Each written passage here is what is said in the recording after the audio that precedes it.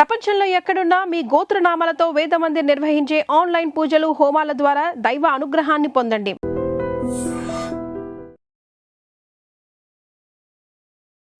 నమస్కారం గురుగారు. శ్రీమాత్రే నమః. శ్రీ గురుభ్యో నమః. గురుగారు, ప్రతి ఒక్కరు కూడా చెప్తూ ఉంటారు ఇంట్లో నిత్యం దీపారాధన చేస్తూ ఉండాలి అని చెప్పి. అసలు ఎందుకు చెయ్యాలి అనే విషయానికి వస్తే జనరల్గా అనుకుంటాం, మనం ఏదైనా కోరిక ఉంది, లేకపోతే ఏదైనా ఇబ్బంది ఉంది, అది తీరాలంటే చెయ్యాలి, అది కావాలంటే కోరిక తీరాలంటే చెయ్యాలి, ఉన్న ఇబ్బంది పోవాలంటే చెయ్యాలి. ఇదే తెలుసు అందరికీ. అసలు ఎందుకు చేయాలి నిత్య దీపారాధన? మీరు అడిగిన ప్రశ్నలో మంచి సమాధానం ఉంది. కోరికలు తీరాలంటే దీపారాధన చేయాలంటున్నారు కదా. అసలు కోరుకోవాల్సిన అవసరం లేకుండా ఉండాలంటే దీపారాధన చేయాలంట. ఓ, అంటే అన్నీ కలగాలి. కోరుకునే అవకాశమే ఇవ్వడు భగవంతుడు. ఓకే, అలా చేస్తే దీపారాధన నిత్యం చేయాలి. ఇక్కడ నిత్యం హోమాలు ఏమైనా చేయగలుగుతామా మనం? లేదు. యాగాలు చేయగలుగుతామా? లేదు. కొన్ని బ్రాహ్మణ గృహాల్లో తప్పనిసరిగా ఇప్పటికీ నిత్యాగ్నిహోత్రం చేస్తున్న వాళ్ళు ఉన్నారు. నిత్యం ఎలా కుంపటి మీద వండింది మాత్రమే తింటారు. కుక్కర్స్, గ్యాస్ స్టవ్లు వాడరు. వంకాయ కూర చేయాలి, చక్కగా నిప్పుల మీద కాల్చుకొని దాన్ని పచ్చడి చేసుకుంటారు. అలాగే కాఫీ పొడి ఉంది, కాఫీ పొడి షాపుల్లో కొనుక్కొచ్చి చెయ్యరు. పచ్చి గింజలు కొనుక్కొచ్చుకొని ఎండబెట్టుకొని వాటిని వేయించి పొడి చేసుకొని కాఫీ ఫిల్టర్ చేసుకొని తాగేటువంటి వాళ్ళు ఇప్పటికీ ఉన్నారు. అలాగే నిలుచొని మంచినీళ్ళు తాగడం కానీ, నిలుచొని భోజనం చేయడం కానీ, ఏదైనా తినడం తాగడం ఏమీ చేయకుండా ప్రపంచంలో ఎక్కడున్నా సిగ్గుపడకుండా కింద కూర్చొని తాగేటువంటి వాళ్ళు, సేవించేటువంటి వాళ్ళు ఇప్పటికీ ఉన్నారు. అందుకని మన భారతదేశం కనీసం ఈ మాత్రం ధర్మపరంగా నడుస్తుంది. కొంతవరకు కుంటిపాతంతో నడుస్తున్నా కొంతవరకు బెటర్గా ఉంది. ప్రపంచం మొత్తానికి కూడాను మన హిందూ ధర్మం అనేది ఒక గొప్పది, అంటే మార్గదర్శకం. ఇలా చేస్తే కష్టాలు ఉండవని చెప్పడానికి కోసమే. అలా ఉండేవాళ్ళు చాలా మంది ఉన్నారు. మరి నిత్యాగ్నిహోత్రం అందరూ చేయగలుగుతారా? అందరూ చేయడం కష్టం కదా. మరి అగ్ని ఎవరి చేతుల్లో ఉంటుంది? ఇంట్లో ఆడవాళ్ళ చేతిలో వంట చేస్తారు కదా. మరి మగవాడు కదా ఇంటికి యాగం చేయవలసింది. హోమమైనా, యజ్ఞమైనా, యాగమైనా ఇంటి యజమాని చేయాలి. అందుకని దీపారాధన ఎలా చేయాలి అంటే, దీపారాధన చేయడానికి కావలసినటువంటి అన్ని సౌకర్యాలు ఆడవాళ్ళు, ఇంటి ఆడవాళ్ళు సిద్ధం చేసి ఉంచితే మగవాళ్ళు దీపారాధన చేయాలి. నేను రెడీ చేసుకుంటాను, ఇంట్లో ఆడవాళ్ళు ఉన్నా నేను చేసుకుంటానంటే కాదు. ఆడవాళ్ళు ముందుగా ఈ మొత్తం సిద్ధం చేసి పెడితే మగవాళ్ళు వచ్చి దీపారాధన చేయాలి. మరి వాళ్ళకంటూ వాళ్ళే చేసుకొని చేస్తారు లెక్కలోకి రాదా గురువు? ఎవరు? ఆడవాళ్ళు. వాళ్ళే అన్ని సిద్ధం చేసుకొని పూజ. నిజంగా మాట చెప్పాలి అంటే అలా చేసుకోవడం అనేది, చేయడం అనేది ఇక్కడ భార్యాభర్త కలిసి చేస్తూ ఉంటారు యాగం అనేది. అవునా? భార్య ఆల్రెడీ దీంట్లో ఒక భాగం అయిపోయిందని చెప్పడం కోసమే సిద్ధం చేయమని చెబుతున్నాం. ఓకే. దీపారాధన ఎందుకు చేస్తాను నిత్యం? హోమం చేసేటువంటి అవకాశం లేదు కాబట్టి నిత్యాగ్నిహోత్రమే దీపారాధన. ఓకే. మగవాడు దీపారాధన వెలిగిస్తున్నాడు, దానికి కావలసిన సౌకర్యాలు మొత్తం ఆడవాళ్ళు చేస్తూ ఉంటే భార్యాభర్తలు కలిసి యాగం చేసినట్టా కాదా? అవును, అవును. ఇంట్లో రోజు హోమం జరుగుతుంటే ఇంట్లో ఏమైనా కష్టాలు ఉంటాయా? ఉండవు కదా. అందుకనే దీపారాధన నిత్యం చేయాలి. నువ్వు దేవుణ్ణి కోరికలు కోరుకోవాల్సిన అవసరం లేకుండా ఉండాలి అంటే నిత్యం దీపారాధన చేస్తే చాలు. అది కూడా నిజంగా చెప్పాలంటే దీపారాధనలో కూడా చాలా విశేషమైనటువంటి ఇవి ఉన్నాయమ్మా. ఆవు నెయ్యితో దీపారాధన చేస్తాం. అంటే దేవతలకి దేవానాం ఆద్యమాహారం అని చెప్పి శాస్త్రం చెబుతుంది. అంటే దేవతలకు ఆహారం ఏమిటి అంటే నెయ్యి, ఆవు నెయ్యి, అదే ఆహారం అని చెబుతుంది. మరి నువ్వుల నూనెతో ఎందుకు చేస్తాం అంటే, ఎవరికైతే మృత్యుదోషాలు, అనారోగ్య స్థితిలో ఉంటారో అలాంటి వాళ్ళు నువ్వుల నూనెతో దీపారాధన చేయడం ద్వారా, నూనె దీపారాధన చేస్తాం కదా, ఒత్తి వెలుగుతూ ఉంటుంది కదా, ఆ పొగ వస్తుంటుంది కదా, యమధర్మరాజు ఆ ఒత్తి నుంచి వచ్చేటువంటి పొగ వాసన పిలిచి ప్రాణం తీయడానికి వచ్చినటువంటి యమధర్మరాజు, యమదూతలు కూడా ఆ యొక్క వాసన పిలిచి సంతృప్తి పడి ఇంటి నుంచి బయటికి వెళ్ళిపోతారట ప్రాణం తీసుకోకుండా. నువ్వులు అంటే శనీశ్వరుడు, యమధర్మరాజు యొక్క సహోదరుడే శనీశ్వరుడు. ఇద్దరు అన్నదమ్ములు. వీళ్ళిద్దరు ఎవరు కొడుకులు? సూర్యుడు కొడుకులు. ఆరోగ్యాన్ని ఇచ్చేటువంటి వాడు సూర్యుడు, బాధల్ని ఇచ్చేటువంటి వాడు శనీశ్వరుడు, ప్రాణాన్ని తీసుకెళ్లేటువంటి వాడు యమధర్మరాజు.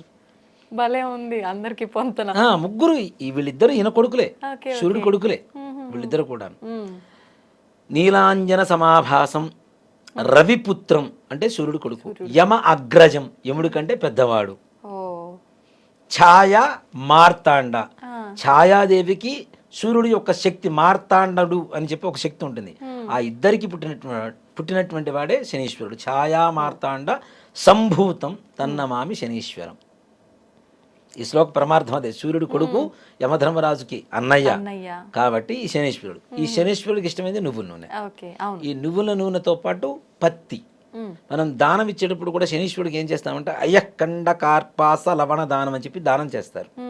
అయఃకండము అంటే ఇనుము, కార్పాసము అంటే పత్తి, లవణము అంటే ఉప్పు. ఈ మూడు మృత్యు దోషాన్ని పోగొడతాయి అని చెప్పి శాస్త్రం. దానికోసమే దానం ఇస్తాం. ఇక్కడ నిజంగా ఇంట్లో ఎవరికైనా అనారోగ్య బాధలు, దారిద్ర్య బాధలు ఉంటే నిత్యం చేసేటువంటి ఇత్తడి కుందులు కాకుండా ఇనప ప్రమిదలు దొరుకుతాయి. ఇనప ప్రమిద తీసుకొచ్చి ఒక 41 రోజు పాటు ఇంట్లో కానీ మీ దగ్గరలో ఉండేటువంటి నవగ్రహాల దేవాలయంలో శనీశ్వరుల దగ్గర కానీ ఈ ఒత్తి వేసి నువ్వుల నూనె వేసి దీపారాధన చేస్తే శని బాధలు తొలగిపోతాయి. సమస్త అనారోగ్య సమస్యలు కూడా తొలగిపోయి ఆరోగ్యవంతులుగా మారుతారు. నిత్యం దీపారాధన చేయడం ద్వారా ఏమవుతుంది, మనకి కోరికలు కోరుకోవాల్సిన అవసరం ఉండదు, ఇంట్లో బాధలు ఉండవు, ఇంట్లో యజ్ఞం చేస్తున్నటువంటి ఫలితం కలుగుతుంది. అలాగే రోగ బాధలు ఏవైతే ఉంటాయో అవన్నీ కూడా వినాశనం కలిగి సద్గతి కలిగి మంచి ఆరోగ్యవంతులుగా తయారవడానికి దాని మీద నుంచి వచ్చేటువంటి పొగ ఏదైతే కారణమవుతుందో అది కారణమవుతుంది. దీనివల్ల యమధర్మరాజు కూడా మృత్యు దోషాలు కూడా పోతాయి. అందుకనే దీపారాధన చేయాలి. మనం కోరుకుంటాం 41 రోజు దీక్షగా దీపారాధన చేస్తాను, 42వ రోజు మానేస్తాను, చీకటి పెడతాను అంటే బొట్టు లేని నుదురు, ముగ్గు లేని ఇల్లు, ధ్వజస్తంభం లేని గుడి, గురువు లేని చదువు, దీపారాధన లేని ఇల్లు, ఇవన్నీ శ్మశానంతో సమానం. మొత్తం శ్మశానంతోనే సమానం ఇవన్నీ. శ్మశానంలో ముగ్గు ఉండదు, దీపం ఉండదు, అవునా? ఇంకేముంటాయి? ఒక సామెత కూడా ఉంది, వద్దులే, చెప్పండి. శ్మశానం ముందు ముగ్గు రాజకీయ నాయకులకు సిగ్గు ఉండదు అని. అదొక నానుడి అనమాట. కాబట్టి ఇవన్నీ లేనివి శ్మశానంతోనే సమానమని చెప్తారు. అందుకని నిత్యం దీపారాధన చేయాలి. అది కూడా దీపారాధన ఎలా చేయాలి? పొద్దున్నే చేయాలి. అంతకుముందు మనం చెప్పుకున్నాం స్నానం ఎలా చేయాలి, ఏ సమయాల్లో చేయాలని. పొద్దున్నే చీకటి అంటేనే మనకి చెడు నాన్న. ఇప్పుడు నలుపుని దేనికి వాడతారు ఎక్కువగా? ఎక్కడైనా చనిపోయినప్పుడు ఒక బ్యాడ్జీ తగిలించుకుంటారు, లేదా నల్లటి వస్త్రాలు వేసుకుంటారు. పూర్వకాలంలో నల్ల బొట్టు పెట్టుకున్నారు అంటే వాళ్ళ ఇంట్లో ఏదో అశుభం జరిగిందనే అర్థం. లేకపోతే నల్ల బొట్టు పెట్టరు. నిత్యం కుంకుమ, ఎర్రటి కుంకుమ లేదంటే ఎర్రటి బొట్టు పెట్టుకుంటారు. కానీ నల్ల బొట్టు పెట్టారు, నల్లటి వస్త్రాలు వేశారు అంటే వాళ్ళ ఇంట్లో ఏదో సూతకమో ఎవరో చనిపోయారనో ఏదో అశుభమనో దీనికే పరమార్థం చెడుకి. అలాంటిది తెల్లవారుజాము 4ంటికి ఎలా ఉంటుంది? చీకటిగా ఉంటుంది. అంటే రాక్షస శక్తులు ప్రబలేటువంటి సమయం. అందుకనే ఆ సమయంలో దీపారాధన చేస్తే దీపం నుంచి వచ్చేటువంటి వెలుతురు ద్వారా ఉండేటువంటి దుష్ట సంహారం జరిగిపోతుంది. క్రిమి కీటకాదుల రూపంలో కూడా మనల్ని దరి చేరడానికి అవకాశాలు ఉంటాయి కాబట్టి అవి కూడా దీపకాంతికి దూరం అయిపోతాయి. అలాగే సంధ్యా సమయంలో చేస్తాం. సాయంకాల సంధ్యాదీపం అంటాం. సంధ్యా సమయం కూడా అదే సమయం కదా, అంతా చీకటి వస్తూ ఉంటుంది. ఆ చీకటి మనల్ని కబళించబోతుంది అన్న సమయంలో దీపం పెడితే చీకటి పోయింది కదా, అంటే చెడు పోయింది, మంచి వచ్చింది, వెలుతురు వచ్చింది. ఈ ఇంట్లోకి వెలుతురు వస్తుంది, నీ జీవితంలోకి వెలుతురు వస్తుంది, జ్ఞాన జ్యోతి వెలుగుతుంది. కాబట్టి ఇంట్లో నిత్యం దీపారాధన చేయవలసిందే. దాన్ని మానుకోవడం అనేది కరెక్ట్ కాదు. దీంట్లో ఇంకొక చిన్నది, వీడియో కొంచెం లెంత్ అయినా పర్లేదు, నేను చెప్తున్నాను. చాలా మంది మా ఇంట్లో ఎవరో చనిపోయారు, సంవత్సరం వరకు దీపారాధన చేయకూడదు, ఒట్టి పిచ్చి మాటలు చేయడానికి బద్ధకం వేసి చేయకుండా మానేస్తున్నారు. కానీ చనిపోయిన 15వ రోజు నుంచి ప్రతి నిత్యం దీపారాధన చేయవలసిందే. ప్రతి నిత్యం మీరు ఆ మనిషి చనిపోకముందు మీ ఇంట్లో ఏవైతే పూజలు చేశారో అన్ని పూజలు విధి విధానంగా చేయవలసిందే, నిత్యం చేసేటువంటి పూజలు. కానీ సంవత్సరం వరకు సృష్టి అంటారు కదా. ఇప్పుడు బాగానే ఉందమ్మా, ఒక మనిషి చనిపోయాడు, చనిపోకముందు నిత్యం స్నానం చేస్తా, మంచి బట్టలు వేసుకుంటా, మంచి ఫుడ్ తింటా, రోజు పూజలు చేసుకున్నా. మనిషి చనిపోయిన తర్వాత ఫుడ్ తింటా, స్నానం చేస్తా, మంచి బట్టలు వేసుకుంటా, దీపారాధన మాత్రం చేయను. నీకు మాత్రం అన్నీ కావాలి, దేవుడు మాత్రం మూలబడి ఉండాలంటే ఎలా? ఇంట్లో దేవుడికి పూజ చేస్తేనే మనకి ఏ రకమైనటువంటి బాధలు రావు అని నమ్ముతున్నాం మనము. దేవుణ్ణి మూలపడేస్తే సంవత్సరం పాటు ఇంకెన్ని బాధలు అనుభవించాలి? నిజమే. అంటే ఎక్కడ లేదా ఇలా చేయకూడదని చెప్పి, చెయ్యకూడదని ఎక్కడన్నా రాసిందని చూపించమని చెప్పండి. అంటే లేకుండా ఎందుకు ఇంత ఆచరణలో ఉండిపోయి? అది మనుషులకి ఇంజెక్ట్ చేసేటువంటి వ్యక్తుల ప్రభావం కొంత ఉంది. కొంత చెబితే దానికి ఇందాక మనం అనుకున్నాం కదా మసాలా జోడించుకుంటామని, ఈ మసాలా అధిక మోతాదులో జోడించుకొని మన మైండ్లోకి ఇంజెక్ట్ చేసుకున్నాం. ఓకే. గుళ్ళోకి వెళ్ళకూడదు, సఠారి తీసుకోకూడదు, హారతి తీసుకోకూడదు, గోత్రనామాలు చెప్పకూడదు. అవునా? పెళ్ళి ఎవరైనా చనిపోయిన తర్వాత సంవత్సరం లోపల అమ్మాయి పెళ్లి చేయమని చెప్తారు. నిజం. మరి అప్పుడు గోత్రనామాలు చెప్పరా? విఘ్నేశ్వరు పూజ చేయరా? కొబ్బరికాయ కొట్టరా? దీపారాధన చేయరా? కన్యాదానం చేయరా? తలంబ్రాలు పోసుకోరా? వాళ్ళ ఇంట్లో వ్రతం చేసుకోరా? ఇది ఈ పుట్టింటి అమ్మాయి కదా అత్తగారింటికి వెళ్ళి వ్రతం చేసుకుంటుంది. మరి అక్కడికి వెళ్ళి వ్రతం చేసుకోవటం లేదా? వాళ్ళ ఇంట్లో శ్రావణ మంగళ గౌరి వ్రతాలు ఉంటే చేసుకోరా? శ్రావణ శుక్రవారం వ్రతాలు ఉంటే చేసుకోరా? మరి అవన్నీ ఎందుకు పనికొస్తాయి? ఎట్లా పనికొస్తాయి? నిజంగా నాకు ఈ డౌట్ ఎప్పుడు ఉండేది గురువుగారు. మరి అవన్నీ పనికొస్తాయా లేవా? మరి అవన్నీ పనికొస్తున్నప్పుడు కన్యాదానమే చేయండి అని చెప్పినప్పుడు ఇదంతా తీసి పక్కన పెడదాం. ఒక మనిషి చచ్చిపోయిన తర్వాత వెంటనే చేసే పని ఏంటి? నెత్తిన దీపం పెడతాం. నిజమే. శవం ఉన్నప్పుడే నెత్తిన దీపం పెట్టినప్పుడు శవం పోయిన తర్వాత 15 రోజులు మైలైపోయిన తర్వాత ఇంట్లో దీపం పెట్టుకోవడానికి ఏమైందమ్మా? ఇప్పుడు ఆ నెత్తిన దీపం పెట్టడం ఎందుకు గురువు గారు? అది ఒక పెద్ద సబ్జెక్టు, అది తర్వాత చేద్దాం మనం తప్పనిసరిగా. ఇంట్లో నిజంగా ఒక కర్మ చేస్తాం కదా, కర్మకి వెళ్ళి వచ్చిన తర్వాత ఈ కర్మ చేయడానికి శ్మశానానికి వెళ్తాడు. వెళ్ళి వచ్చే లోపల దీపం ఇంట్లో రెడీగా పెట్టారు, ఆ దీపాలను చూసి నమస్కారం చేసుకొని లోపలికి వెళ్ళి భోజనం చేయాలని చెప్తారు. మరి అప్పుడు దీపారాధన మనకు వస్తుందిగా. కర్మ చేస్తున్న సమయంలో ఇంట్లో దీపారాధన చేస్తున్నప్పుడు కర్మ అయిపోయిన తర్వాత దీపారాధన చేయడానికి ఏం రోగం? తప్పేం కాదు కదా అది. మరి తప్పనిసరిగా మనం ఒక మనిషి పోకముందు ఏవైతే మన జీవన విధానం ఉందో అదే విధానాన్ని తప్పనిసరిగా ఆ మనిషి చనిపోయిన తర్వాత 15 రోజులు కర్మ అయిపోయిన తర్వాత మైలైపోయిన తర్వాత తప్పనిసరిగా యథావిధిగా నిర్వర్తించుకుంటూ వెళ్ళిపోవచ్చు. కాబట్టి నిత్య దీపారాధన అనేది ఇప్పుడు మా ఇళ్లలో దేవతార్చన అని శివలింగాలు ఇవన్నీ ఉంటాయి. ఈ 15 రోజులు ఎవరన్నా చనిపోయి ఉంటే మాకు మా బంధువులు ఎవరో చనిపోయారు, మాకు మైలు వచ్చింది, ఈ 15 రోజులు వేరే వాళ్ళ ఇంటికి పంపిస్తాం, వాళ్ళ ఇంట్లో అభిషేకం చేయమని. 15 రోజులు అయిపోగానే మళ్ళీ తెచ్చుకొని మేము అభిషేకం చేసుకుంటాం. సాక్షాత్ మా ఇంట్లోనే మా అమ్మగారు చనిపోయారు, మా ఇంట్లో దేవతార్చన ఉంది, ఆ 15 రోజులు వేరే వాళ్ళ ఇంటికి పంపిస్తాం. 15 రోజులు అయిపోయిన తర్వాత నా శివుడిని నేను తెచ్చుకుంటా, లేకపోతే నాకు బాధ. అంటే ఆపకూడదు, ఏది ఆపకూడదు. మనం మాత్రం నిత్యం మంచిగా ఉంటాం. పుట్టినరోజు చేసుకోకూడదురా అని చెబుతారు, కానీ ఆ రోజు కొత్త బట్టలు వేసుకోకుండా వాడు వాడు. బయట ఇవాళ మా ఇంట్లో మా అమ్మగారు చనిపోయారండి, మా పిల్లవాడు పుట్టినరోజు చేసుకోకూడదు అందుకని బయట చేసుకుంటున్నాడు. మరి బయట చేసుకుంటే ఒకటి, ఇంట్లో చేసుకుంటే ఒకట, అంతే కదా, తప్పు కదా అది. మరి కాబట్టి అలాంటివి ఏమీ లేవు, చక్కగా చేసుకోవచ్చు. విశేషమైనటువంటి పూజలు వ్రతాలు ఏవీ చేయకూడదు. అంతేగాని ఇప్పుడు నువ్వు చనిపోయిన తర్వాత కాశీకి తీసుకెళ్ళి అస్థికలుగలు పోస్తున్నావు, సాక్షాత్ పరమేశ్వరుని దర్శనం చేసుకొని వస్తున్నావు. అసలు శవాన్ని తీసుకెళ్తుంది శ్మశానాన్ని తీసుకెళ్తున్నావు, శ్మశానంలో ఉండేది శివుడు. శ్మశానం నుంచి డైరెక్ట్ ఇంటికి రాకుండా శివాలయానికి ముందు స్నానం చేసి శివాలయానికి వెళ్ళి దర్శనం చేసుకుని ఇంటికి వస్తున్నావు, అది శివాలయం అవుతుంది. ఇవన్నీ కూడా వద్దు. కర్మ చేసినటువంటి కర్త 13వ రోజు దేవాలయానికి వెళ్ళి నిద్ర చేస్తాడా లేదా? మరి అలాంటప్పుడు దేవుడికి గుడికి ఎందుకు వెళ్ళకూడదు?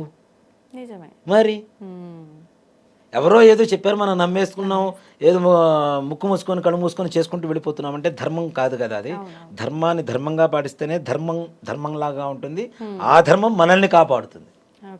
అది కానీ ఇది మార్చలేమేమో గురువు గారు. మారుస్తాను మన గ్యారంటీ. నేనైతే దానికి గట్టి సంకల్పం కంకణం కట్టుకొని తిరుగుతున్నా నేను, గట్టిగా మార్చాలి అంటే నిజం తెలియాలి జనాల్లోకి.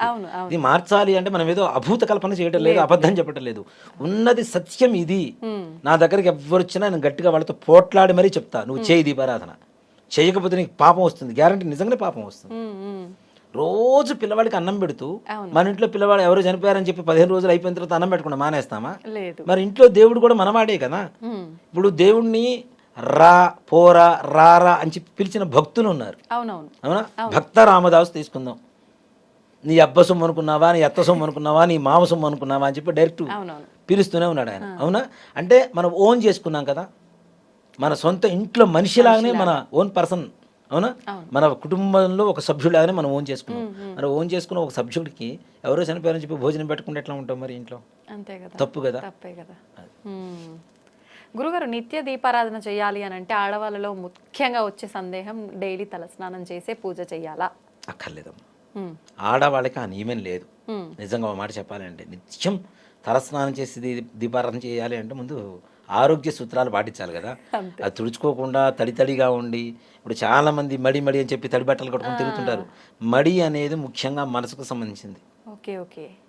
ఒక శ్లోకం ఉంది కదా, చిత్తశుద్ధి లేని శివ పూజలేల, ఆత్మశుద్ధి లేని ఆచారమదయేల, భాండశుద్ధి లేని పాకమదయేల, విశ్వదాభిరామ వినురవేమ. చిత్తశుద్ధి లేకుండా శివ పూజలు చేసినా, ఆత్మశుద్ధి లేకుండా ఆచారాలని చెప్పినా, నిన్న వండిన గిన్నెను కడగకుండా మళ్ళీ వాళ్ళ అన్నం వండినా ఏవి ప్రయోజనం లేవు కదా. మరి చిత్తశుద్ధి ఉండాలి, ఆత్మశుద్ధి ఉండాలి, ఆ తర్వాతనే ఆచారాలు. కాబట్టి మనం దేవుడి దగ్గర పూజ చేస్తున్నాం, మ్మ్. దానికి స్నానం రోజు తల స్నానం చేయాలంటే చేయాల్సిన అవసరం లేదు. ఓకే అలా అలా నియమం అంటూ ఏమీ లేదు, ఎక్కడ కూడా లేదు. ఓకే నిజంగా అసలు మీకు సాటి ఎవరు రారనే అయ్యో. చెప్పాలి గురుగారు. నేనైతే అద్భుతంగా వివరించారు. ధన్యవాదాలు గురుగారు. శ్రీమాత్రే నమః, శ్రీ గురుభ్యో నమః.